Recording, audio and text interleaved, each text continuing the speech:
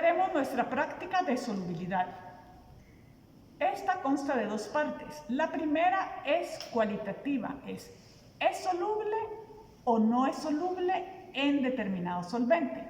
Usaremos dos tipos de solventes, uno polar, que es el agua, y otro apolar, que es el tetracloruro de carbono. Agua, tetracloruro. Lo que determina si un soluto, tenemos aquí nuestros tres solutos, es soluble, es si su naturaleza química es similar, lo que conocemos como igual disuelve igual.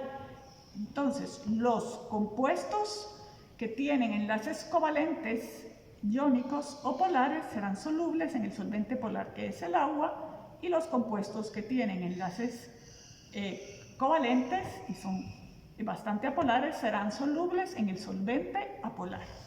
Entonces, tenemos aquí agua y tetracloruro.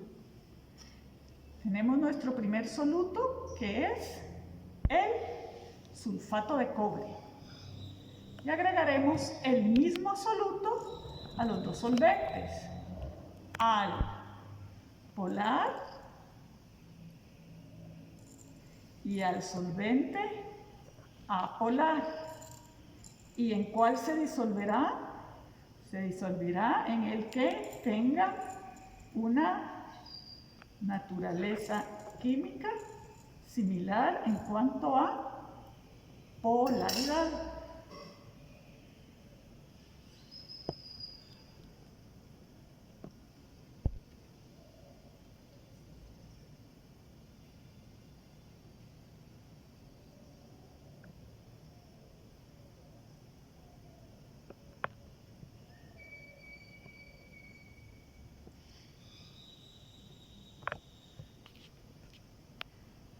Vemos, este es agua con sulfato de cobre.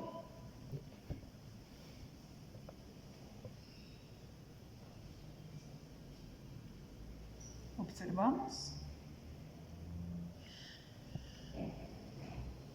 Vemos, hay translucidez, característico de la formación de una solución. Luego, observamos este.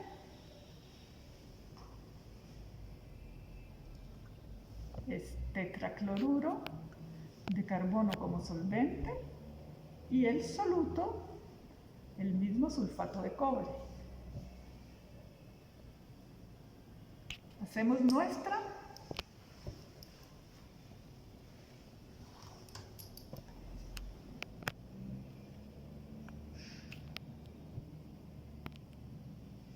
comparación de los dos solventes. Ahora hacemos nuestra segunda prueba.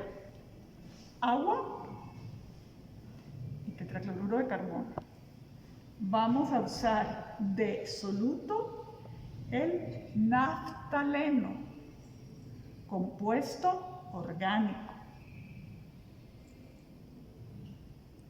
¿En cuál esperan que se disuelva y en cuál esperan que no se disuelva? Compuesto orgánico bastante apolar.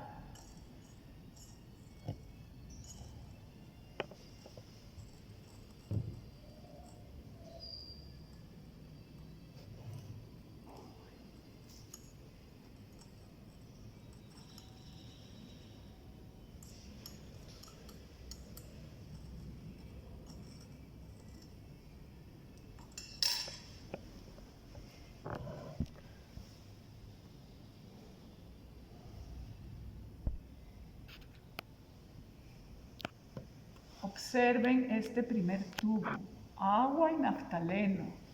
Observen bien todo el líquido, observen la superficie superior. ¿Qué observan en la superficie superior?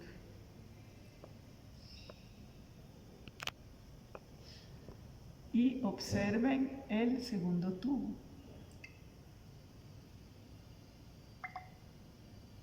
Segundo tubo, tetracloruro de carbono con el mismo soluto naftaleno, apolar.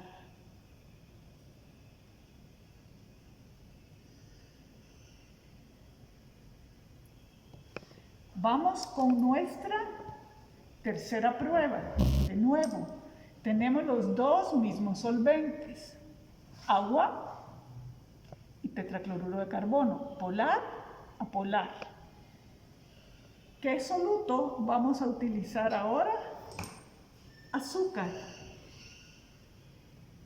sacarosa, azúcar de mesa.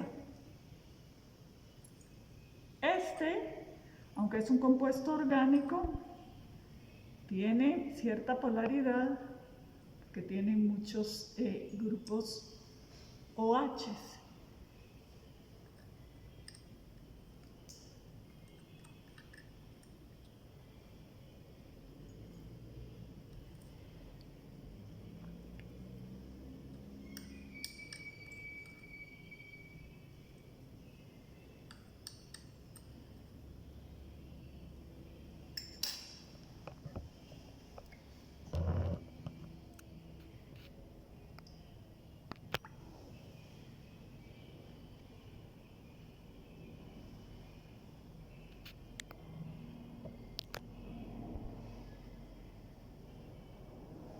Observen, en este tubo tenemos agua polar con sacarosa, azúcar de mesa.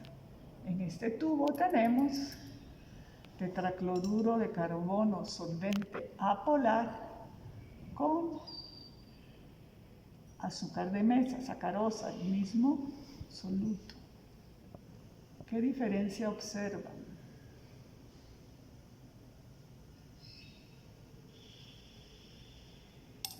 Recuerden el principio, igual disuelve igual. Vamos a la segunda parte de esta práctica. Esta primera parte es cualitativa. Positivo o negativo. Positivo porque son similares y negativo porque son de naturaleza química distinta. En esta segunda parte solo son factores con los que jugamos para un soluto que sí se va a disolver, que sí es de la misma naturaleza que el solvente, cómo podemos preparar la solución de una manera más rápida. Esto nos es de utilidad sobre todo en procesos a gran escala. Están ustedes en una granja, necesitan preparar una solución rápidamente. Es muy diferente que pues en pequeña escala, que se tarde 1 hora haciéndolo a que se tarden 5 horas. Entonces jugamos con factores que no cambian el valor de la solubilidad, sino que lo que hacen es acelerar el proceso de choque entre las moléculas soluto-solvente y que este proceso se dé de una forma más rápida. Entonces vamos con el primero. Entonces ya no tenemos diferencia de solventes, sino que tenemos el mismo solvente, agua, agua. ¿Qué vamos a hacer entonces aquí con agua, agua? De primero vamos a hacer qué diferencia hay entre agitar y no agitar y cuál es el efecto de agitar. Vamos a agregar agua, agua a ambos sulfato de cobre en una cantidad que sea aproximadamente la misma. Y la diferencia es, no agitamos y sí agitamos. ¿Qué estoy haciendo cuando agito? Físicamente, ¿qué es lo que estoy haciendo?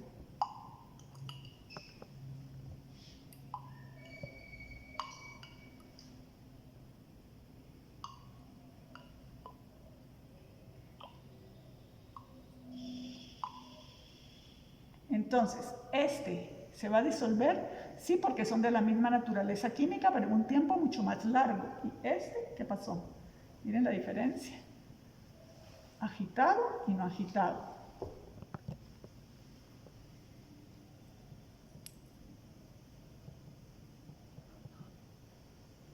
Se va a disolver, pero tendríamos que dejarlo ahí y verlo en unos minutos. Vamos ahora, ¿qué otro factor es con el que podemos jugar para preparar rápidamente una solución? Pues es con el tamaño de partícula. porque a menor tamaño de partícula, mayor área de contacto soluto-solvente. Entonces, solvente, agua y agua. Y nuestra variable va a ser que tenemos aquí una aspirina molida, tamaño de partícula pequeña, y una aspirina completa. ¿Cuál esperan que se disuelva antes? En menor tiempo, las dos van a ser solubles. ¿Cuál se disolverá primero?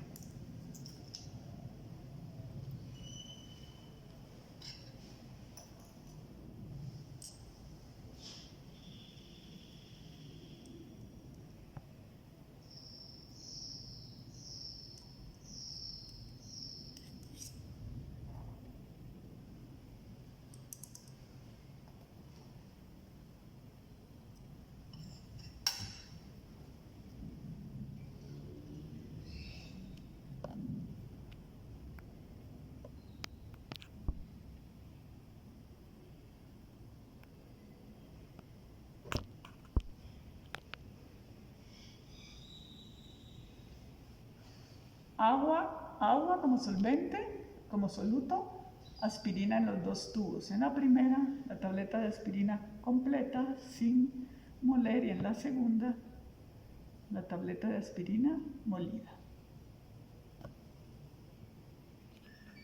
Efecto de tamaño de partícula del soluto. Bueno, esta es nuestra práctica de solubilidad. Solo comentario final, busquen qué otros factores pueden alterar la solubilidad.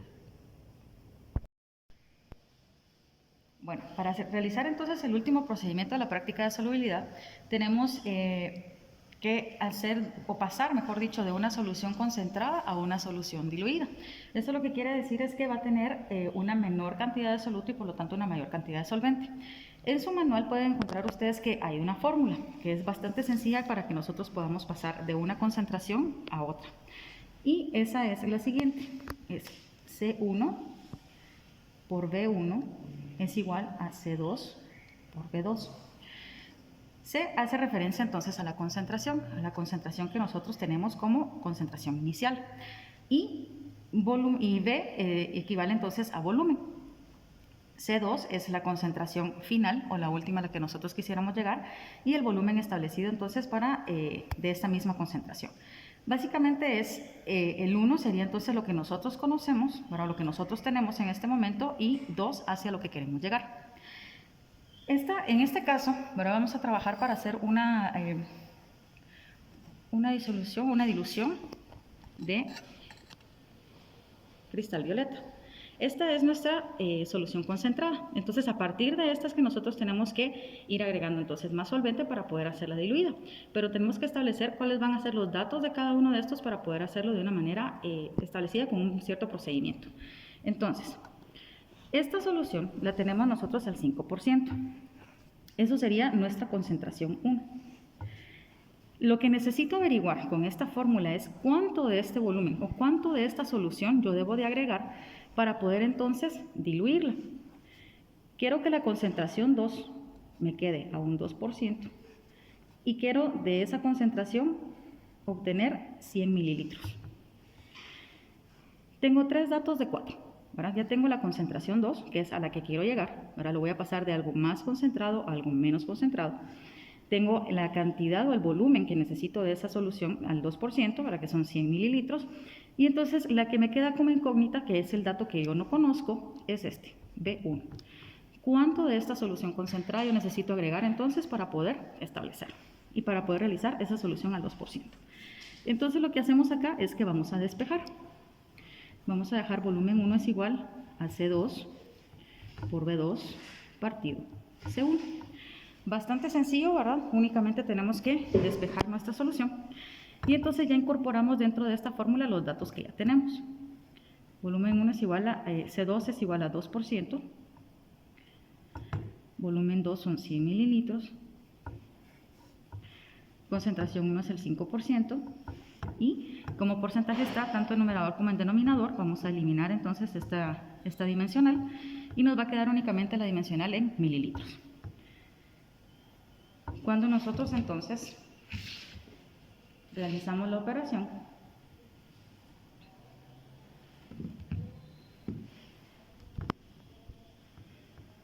2 por 100 dividido 5 nos va a dar entonces un total de 40 mililitros.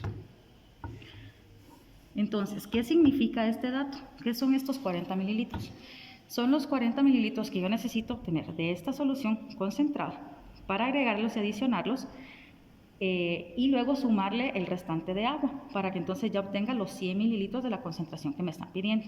Básicamente este volumen 1 es cuánto de la solución concentrada yo necesito y luego entonces completar con agua para el volumen que se requiere.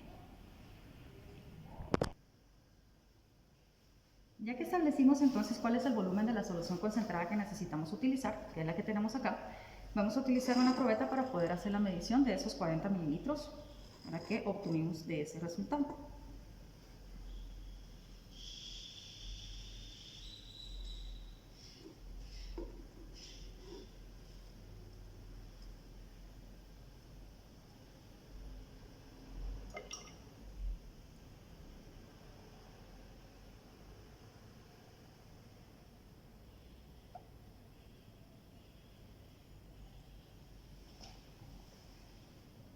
Verificamos entonces la medición y lo que vamos a hacer ahora es que vamos a colocar en este balón aforado de 100 mililitros nuestra solución concentrada.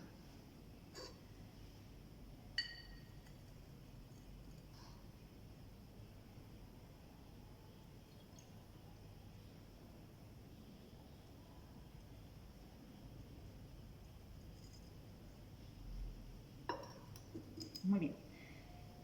El problema que teníamos decía que necesitábamos 100 mililitros de una solución al 2%.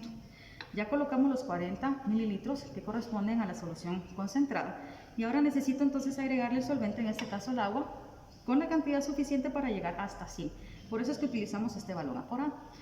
Y entonces lo que tenemos que tener cuidado es de ir agregando un poco de agua y empezar a agitar y a mezclar para que entonces esto pueda ser una solución. Vamos a agregar acá un poco.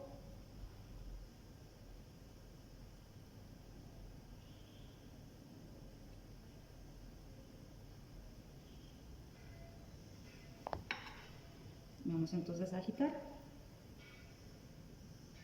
para que pueda mezclarse bien. Vamos viendo cómo el color del cristal violeta ahora se va reduciendo, se va haciendo más diluido. Y luego entonces para poder completar el volumen necesario, vamos a llevarlo entonces hasta el agua.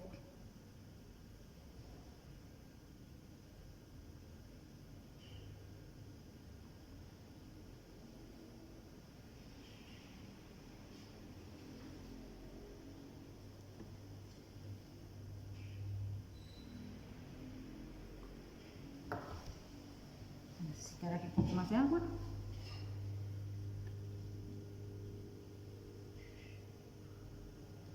Vamos a agitar otro poquito.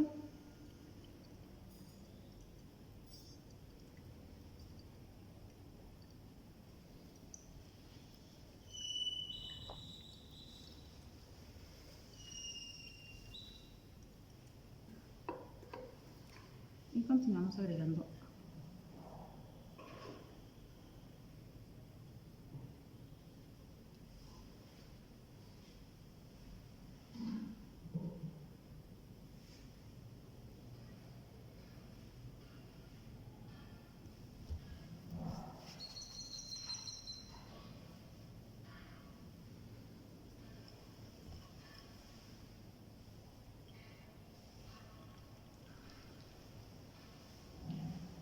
Listo.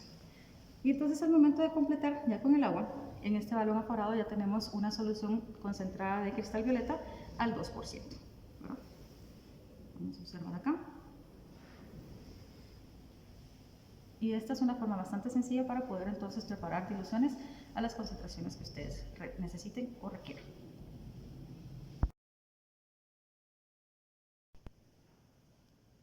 Bienvenidos, el día de hoy vamos a realizar nuestra última práctica de laboratorio de química que se titula Indicadores naturales y sintéticos de pH. Estamos nuevamente asociando el pH incluso con cuestiones de la vida diaria. A veces nos dicen que hay que tener cuidado con el pH de la piel y con el pH del pelo y con muchas indicaciones adicionales. Pero en realidad, ¿qué es el pH? Cuando nos mencionan acerca del pH, nosotros estamos diciendo de que algo puede ser ácido o que puede ser alcalino.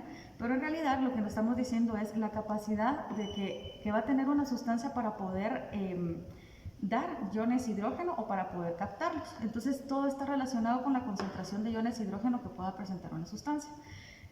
Para poder hacer las mediciones de ese pH tenemos diferentes métodos. Tenemos en estos casos, tenemos diferentes casos, así como en este caso que es un potenciómetro, ahora que se podría utilizarse. Tiene un bulbo, que es el que se introduce entonces dentro de las sustancias, ¿verdad? Para poder entonces hacer la medición. Este es un poquito más preciso, pero también contamos con otro tipo de indicadores, como puede ser un indicador casero elaborado con repollo morado. En este beaker pueden ustedes encontrar ya la solución de repollo realizada. Ahora las indicaciones las tienen en su procedimiento de laboratorio. Y entonces lo que vamos a hacer es que vamos a medir los diferentes pHs de las sustancias que tenemos por acá. Acá tenemos ácido clorhídrico, jugo de limón, líquido limpiavidrios, tenemos agua, miel e hidróxido de sodio. Entonces tenemos diferentes sustancias que podemos utilizar tanto en la vida cotidiana como en el laboratorio. Entonces, ¿qué es lo que vamos a realizar? Bastante sencillo. Vamos a tomar entonces aproximadamente 1 ml o el equivalente a la cantidad que tengamos de la sustancia en el tubo de ensayo de la solución de repollo morado. Lo vamos a agregar, vamos a agitar y vamos a observar entonces el cambio que se vaya a verificar. Esta es un indicador de tipo colorimétrico, o sea que vamos a ver un cambio de color y en base a eso es que nosotros podemos hacer entonces una aproximación, bueno, o sea, no va a ser tan puntual, pero sí nos puede dar una aproximación de cuál es el pH de cada una de estas sustancias. Entonces, para ello, vamos a iniciar. Vamos a colocar entonces repollo morado en cada una de las sustancias. Podemos ver acá, teníamos el ácido clorhídrico, que era de un color amarillo, ahora que era el inicial, y luego entonces a qué color se modificó ahora que le agregamos el repollo morado. Vemos acá entonces, este es el jugo de limón.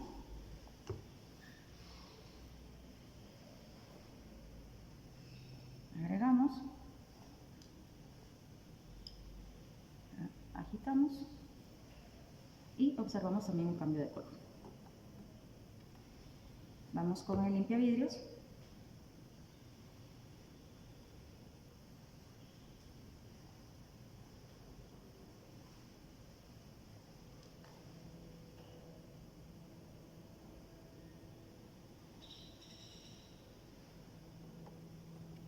El agua.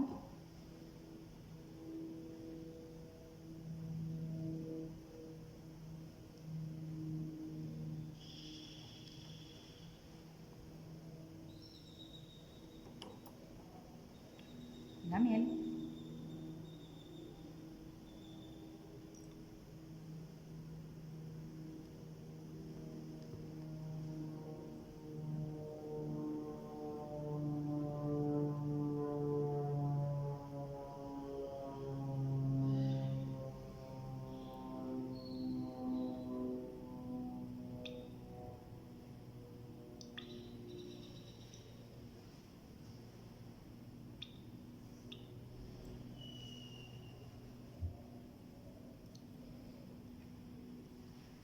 Por su viscosidad es un poco más difícil de poder mezclar, pero sí podemos ver la interacción que se puede dar dentro de la solución de repollo y la miel. Observamos entonces el cambio de color. Y por último tenemos el hidróxido de sodio.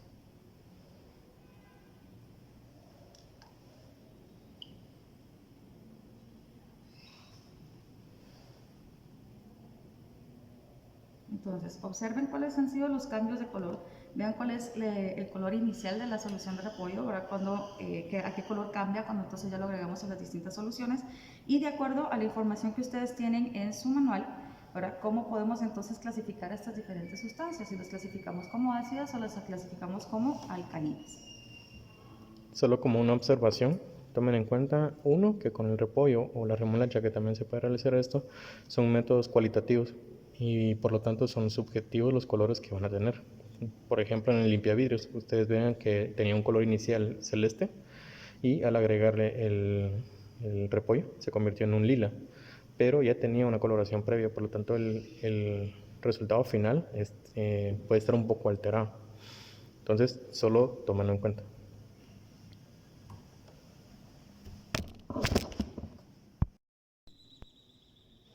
Otro de los métodos que tenemos para poder determinar el pH es utilizando papel pH. Ustedes podrán observar, esta es casi como un equivalente a una carterita de fósforos, pero esta es colorimétrico. Tenemos el papel, ahora que es el que tenemos que impregnar con la sustancia que queremos determinar el pH, y luego cuando esta ya está seca, observamos en esta escala de color para definir en dónde está. Desventajas que puede tener la utilización del papel pH es que esto es bastante subjetivo porque depende de la persona que esté haciendo la lectura. Y entonces puede ser que en algún momento alguien diga de que se acerca un poco más a un color que al otro, entonces no es como que tan específico. Y aparte la escala viene únicamente en números enteros. El pH sabemos que puede tener variaciones desde decimales, entonces no es como que tan específico, pero nos puede dar una muy buena idea de cómo está la sustancia. Acá en este vídeo de reloj pueden observar, tenemos ya varios papeles que fueron impregnados y se dejaron secar para poder evaluar, y fue exactamente con las mismas sustancias que utilizamos en el procedimiento anterior, que son estas que tenemos acá. Entonces era ácido clorhídrico, limón, limpiador de vidrios, agua, miel e hidróxido de sodio. Y entonces podemos observar los papeles acá. En este caso, para que este es el que se utilizó para el ácido clorhídrico, lo que tenemos que hacer es, ya estando bien seco el papel, para que puedan observar aquí la tonalidad, y entonces con esto empiezan a buscar a qué color más o menos se asemeja, cuál puede ser como el color más parecido que consideren ustedes que tiene, para poder entonces identificar así el pH que presenta.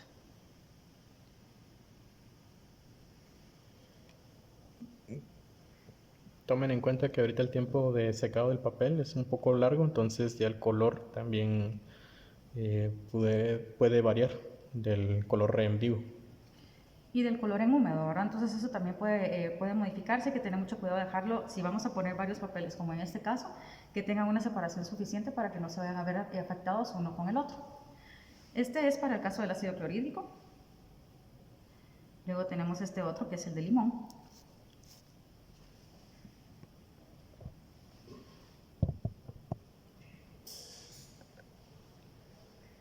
Este es el jugo de limón. El de limpiavidrios.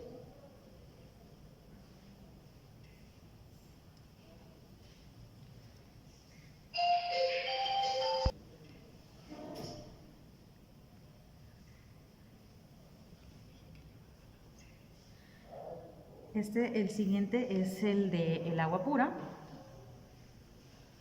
Vamos a observar aquí. Bastante seco, ahora más o menos en la línea en la que presenta. Más o menos un tono un poco más verde. La miel.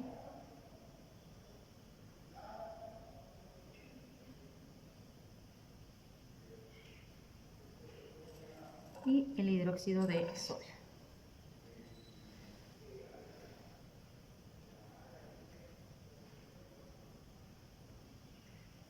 Para que lo puedan ir observando. Algo muy importante de establecer es que esta escala de pH, ¿verdad? La forma en la que se va a estar estableciendo va desde números desde el 0 hasta el 14. Esa es como la numeración que más vamos a tener. Y podemos clasificarlo como ácido si va desde el 1 hasta el 6. El 7 sería un pH neutro y de 8 hasta 14 sería entonces un pH alcalino.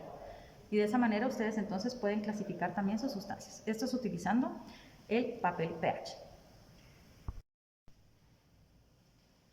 En su manual también pueden encontrar que hay algo que se conoce como un indicador ácido-base, y esas entonces son sustancias de que van a modificar su coloración de acuerdo al pH en el que se encuentran. Vamos a tener acá dos tubos de ensayo. uno con ácido clorhídrico y el otro con hidróxido de sodio. Y vamos a agregarle el mismo indicador a ambos, vamos a agitar y vamos a observar si hay algún cambio en la coloración. En su manual ustedes encontrarán un cuadrito que tiene los indicadores, las zonas de viraje, que son los pHs entonces en los que se necesitan encontrar para que cambie de color y a qué color entonces es al que cambia. Pueden entonces ustedes observarlo y determinar el pH de las sustancias que vamos a trabajar. Vamos a utilizar para estos primeros rojo fenol, es un indicador ácido base. Vamos a colocarlo entonces en nuestros tubos de ensayo. Vean el color del rojo fenol, el color inicial.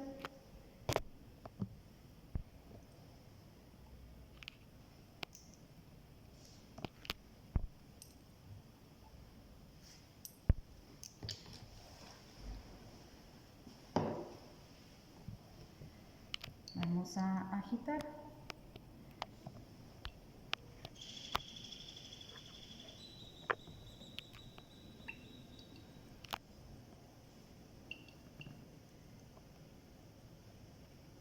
Y vamos a observar entonces cuáles son los cambios de coloración. Esto es para ácido clorhídrico y esto es para hidróxido de sodio.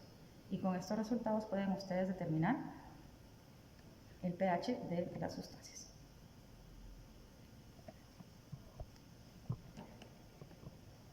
Para estos segundos tubos de ensayo, siempre seguimos trabajando con ácido clorhídrico y con hidróxido de sodio. Pero lo que vamos a agregar es fenolftaleína. Este ya lo habíamos utilizado en un laboratorio anterior. Ahora nos sirve entonces para establecer cambios de pH también. Vamos a agregar una cierta cantidad a cada tubo de ensayo.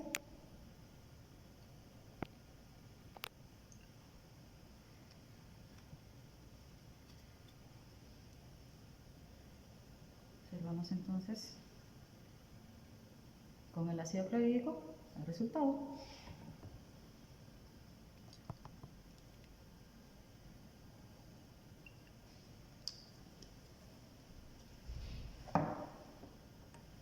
Y ahora con el hidróxido de sodio.